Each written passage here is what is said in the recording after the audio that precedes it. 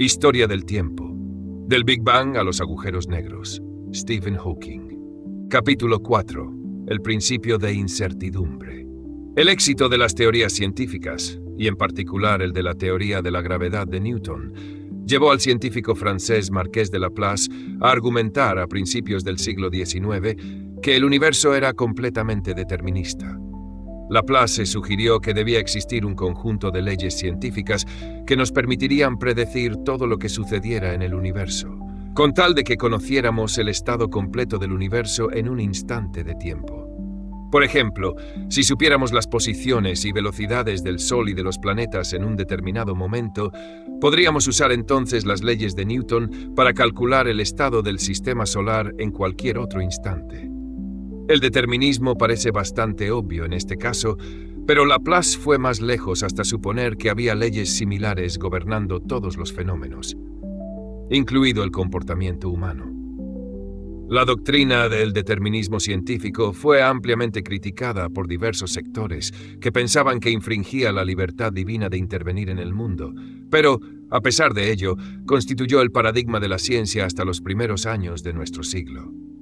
Una de las primeras indicaciones de que esta creencia habría de ser abandonada llegó cuando los cálculos de los científicos británicos Lord Rayleigh y Sir James Jeans sugirieron que un objeto o cuerpo caliente, tal como una estrella, debería irradiar energía a un ritmo infinito. De acuerdo con las leyes que se creía en aquel tiempo, un cuerpo caliente tendría que emitir ondas electromagnéticas, tales como ondas de radio, luz visible o rayos X, con igual intensidad a todas las frecuencias. Por ejemplo, un cuerpo caliente debería irradiar la misma cantidad de energía, tanto en ondas con frecuencias comprendidas entre 1 y 2 billones de ciclos por segundo, como en ondas con frecuencias comprendidas entre 2 y 3 billones de ciclos por segundo. Dado que el número de ciclos por segundo es ilimitado, esto significaría entonces que la energía total irradiada sería infinita. Para evitar este resultado, obviamente ridículo, el científico alemán Max Planck sugirió en 1900 que la luz, los rayos X y otros tipos de ondas no podían ser emitidos en cantidades arbitrarias, sino solo en ciertos paquetes que él llamó cuantos. Además, cada uno de ellos poseía una cierta cantidad de energía que era tanto mayor cuanto más alta fuera la frecuencia de las ondas. De tal forma que para frecuencias suficientemente altas, la emisión de un único cuanto requeriría más energía de la que se podía obtener.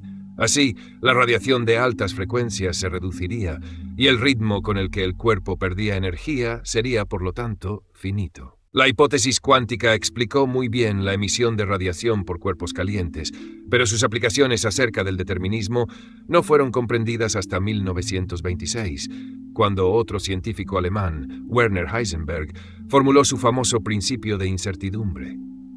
Para poder predecir la posición y la velocidad futuras de una partícula, hay que ser capaz de medir con precisión su posición y velocidad actuales. El modo obvio de hacerlo es iluminando con luz la partícula. Algunas de las ondas luminosas serán dispersadas por la partícula, lo que indicará su posición. Sin embargo, uno no podrá ser capaz de determinar la posición de la partícula con mayor precisión que la distancia entre dos crestas consecutivas de la onda luminosa, por lo que se necesita utilizar luz de muy corta longitud de onda para poder medir la posición de la partícula con precisión. Pero, según la hipótesis de Planck, no se puede usar una cantidad arbitrariamente pequeña de luz. Se tiene que usar como mínimo un cuanto de luz.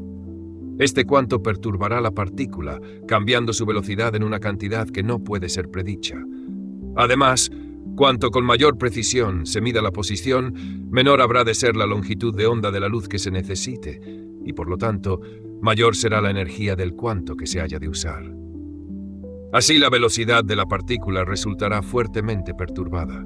En otras palabras, cuanto con mayor precisión se trate de medir la posición de la partícula, con menor exactitud se podrá medir su velocidad y viceversa. Heisenberg demostró que la incertidumbre en la posición de la partícula, multiplicada por la incertidumbre en su velocidad y por la masa de la partícula, nunca puede ser más pequeña que una cierta cantidad, que se conoce como constante de Planck. Además, este límite no depende de la forma en que uno trata de medir la posición o la velocidad de la partícula o del tipo de partícula. El principio de incertidumbre de Heisenberg es una propiedad fundamental, ineludible, del mundo. El principio de incertidumbre tiene profundas aplicaciones sobre el modo que tenemos de ver el mundo. Incluso más de 50 años después, estas no han sido totalmente apreciadas por muchos filósofos y aún son objeto de mucha controversia. El principio de incertidumbre marcó el final del sueño de Laplace de una teoría de la ciencia, un modelo del universo que sería totalmente determinista. Ciertamente, no se pueden predecir los acontecimientos futuros con exactitud si ni siquiera se puede medir el estado presente del universo de forma precisa. Aún podríamos suponer que existe un conjunto de leyes que determina completamente los acontecimientos para algún ser sobrenatural, que podría observar el estado presente del universo sin perturbarle. Sin embargo, tales modelos del universo no son de demasiado interés para nosotros, ordinarios mortales. Parece mejor emplear el principio de economía, conocido como cuchilla de Occam, y eliminar todos los elementos de la teoría que no puedan ser observados. Esta aproximación llevó en 1920 a Heisenberg, Erwin Schrödinger y Paul Dirac a reformular la mecánica con una nueva teoría llamada mecánica cuántica, basada en el principio de incertidumbre. En esta teoría, las partículas ya no poseen posiciones y velocidades definidas por separado, pues éstas no podrían ser observadas. En vez de ello, las partículas tienen un estado cuántico, que es una combinación de posición y velocidad. En general, la mecánica cuántica no predice un único resultado de cada observación. En su lugar, predice un cierto número de resultados posibles y nos da las probabilidades de cada uno de ellos. Es decir, si se realizara la misma medida sobre un gran número de sistemas similares, con las mismas condiciones de partida en cada uno de ellos, se encontraría que el resultado de la medida sería A un cierto número de veces, B otro número diferente de veces, y así sucesivamente. Se podría predecir el número aproximado de veces que se obtendría el resultado A o el B, pero no se podría predecir el resultado específico de una medida concreta. Así pues, la mecánica cuántica introduce un elemento inevitable de incapacidad de predicción, una aleatoriedad en la ciencia. Einstein se opuso fuertemente a ello, a pesar del importante papel que él mismo había jugado en el desarrollo de estas ideas. Einstein recibió el premio Nobel por su contribución a la teoría cuántica. No obstante, Einstein nunca aceptó que el universo estuviera gobernado por el azar. Sus ideas al respecto están resumidas en su famosa frase: Dios no juega a los dados. La mayoría del resto de los científicos, sin embargo, aceptaron sin problemas la mecánica cuántica porque estaba perfectamente de acuerdo con los experimentos. Verdaderamente, ha sido una teoría con un éxito sobresaliente, y en ella se basan casi toda la ciencia y la tecnología modernas. Gobierna el comportamiento de los transistores y de los circuitos integrados, que son los componentes esenciales de los aparatos electrónicos, tales como televisores y ordenadores, y también es la base de la química y de la biología modernas. Las únicas áreas de las ciencias físicas en las que la mecánica cuántica aún no ha sido adecuadamente incorporada son las de la gravedad y la estructura a gran escala del universo. Aunque la luz está formada por ondas, la hipótesis de los cuantos de Planck nos dice que en algunos aspectos se comporta como si estuviera compuesta por partículas. Solo puede ser emitida o absorbida en paquetes o cuantos. Igualmente, el principio de incertidumbre de Heisenberg implica que las partículas se comportan en algunos aspectos como ondas. No tienen una posición bien definida, sino que están esparcidas con una cierta distribución de probabilidad. La teoría de la mecánica cuántica está basada en una descripción matemática completamente nueva, que ya no describe al mundo real en términos de partículas y ondas. Solo las observaciones del mundo pueden ser descritas en esos términos. Existe así, por tanto, una dualidad entre ondas y partículas en la mecánica cuántica. Para algunos fines es útil pensar en las partículas como ondas, mientras que para otros es mejor pensar en las ondas como partículas. Una consecuencia importante de lo anterior es que se puede observar el fenómeno llamado de interferencia entre dos conjuntos de ondas o de partículas. Es decir, las crestas de uno de los conjuntos de ondas pueden coincidir con los valles del otro conjunto. En este caso, los dos conjuntos de ondas se cancelan mutuamente, en vez de sumarse formando una onda más intensa, como se podría esperar. Un ejemplo familiar de interferencia en el caso de la luz lo constituyen los colores que con frecuencia aparecen en las pompas de jabón. Estos están causados por la reflexión de la luz en las dos caras de la delgada capa de agua que forma la pompa. La luz blanca está compuesta por ondas luminosas de todas las longitudes de onda, o, lo que es lo mismo, de todos los colores.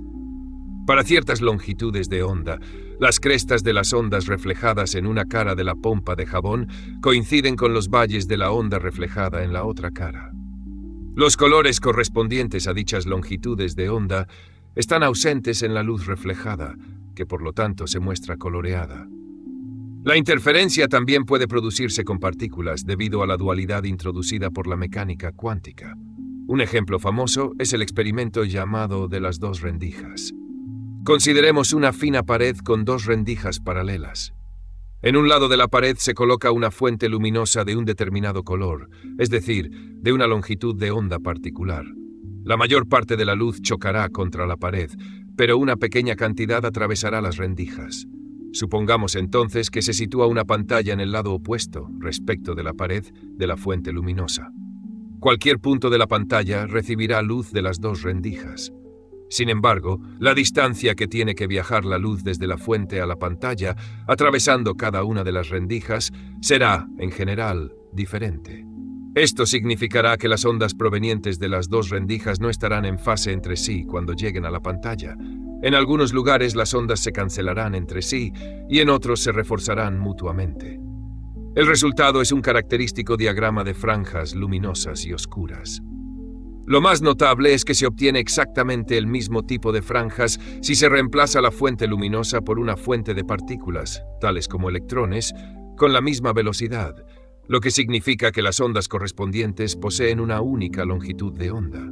Ello resulta muy peculiar, porque si solo se tiene una rendija, no se obtienen franjas, sino simplemente una distribución uniforme de electrones a lo largo y ancho de la pantalla. Cabría pensar, por lo tanto, que la apertura de la otra rendija simplemente aumentaría el número de electrones que chocan en cada punto de la pantalla, pero debido a la interferencia, este número realmente disminuye en algunos lugares. Si los electrones se envían a través de las rendijas de uno en uno, se esperaría que cada electrón pasara o a través de una rendija o a través de la otra, de forma que se comportaría justo igual a como si la rendija por la que pasó fuera la única que existiese, produciendo una distribución uniforme en la pantalla. En la realidad, sin embargo, aunque los electrones se envíen de uno en uno, las franjas siguen apareciendo. Así pues, cada electrón debe pasar a través de ambas rendijas al mismo tiempo. El fenómeno de la interferencia entre partículas ha sido crucial para la comprensión de la estructura de los átomos, las unidades básicas de la química y de la biología, y los ladrillos a partir de los cuales nosotros y todas las cosas a nuestro alrededor estamos formados. Al principio de este siglo se creyó que los átomos eran bastante parecidos a los planetas girando alrededor del Sol, con los electrones, partículas de electricidad negativa, girando alrededor del núcleo central, que posee electricidad positiva.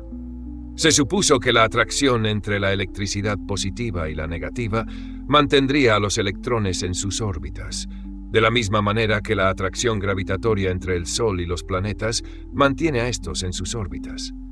El problema con este modelo residía en que las leyes de la mecánica y la electricidad predecían, antes de que existiera la mecánica cuántica, que los electrones perderían energía y caerían girando en espiral hasta que colisionaran con el núcleo.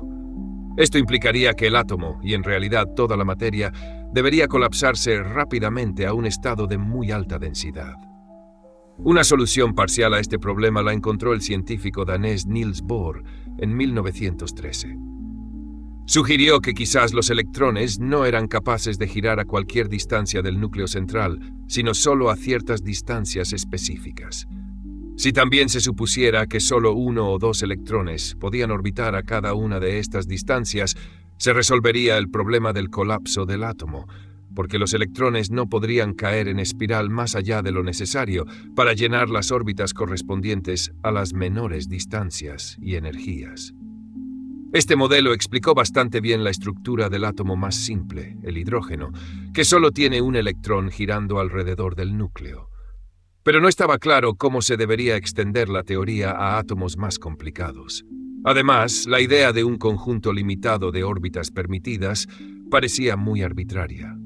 La nueva teoría de la mecánica cuántica resolvió esta dificultad.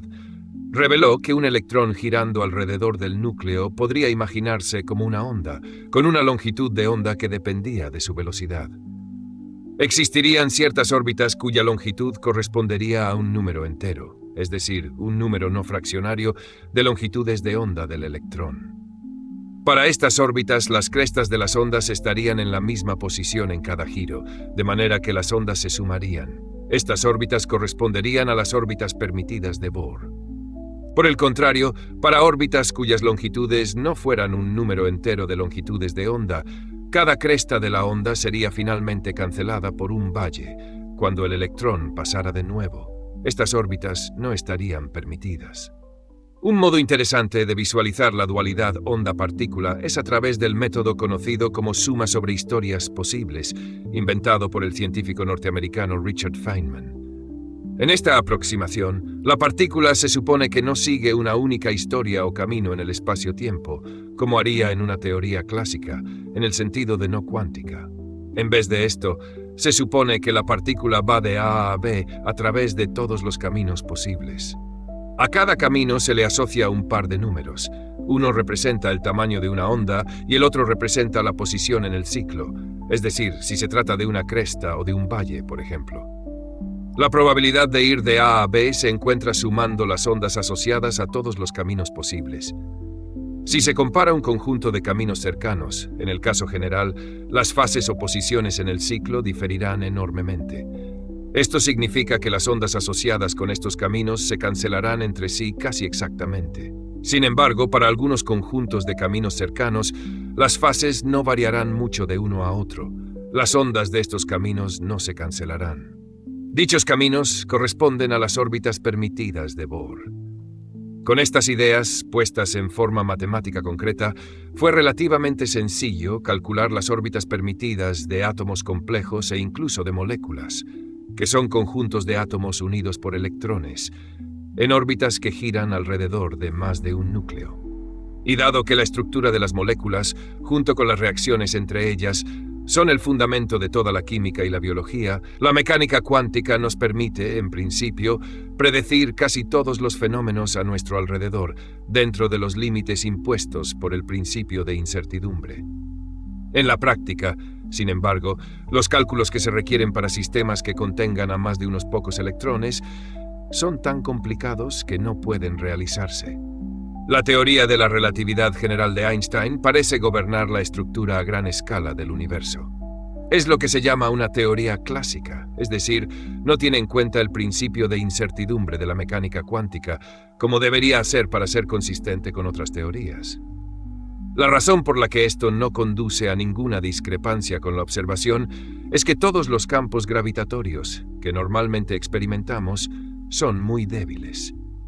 Sin embargo, los teoremas sobre las singularidades discutidos anteriormente indican que el campo gravitatorio deberá ser muy intenso en, como mínimo, dos situaciones: los agujeros negros y el Big Bang.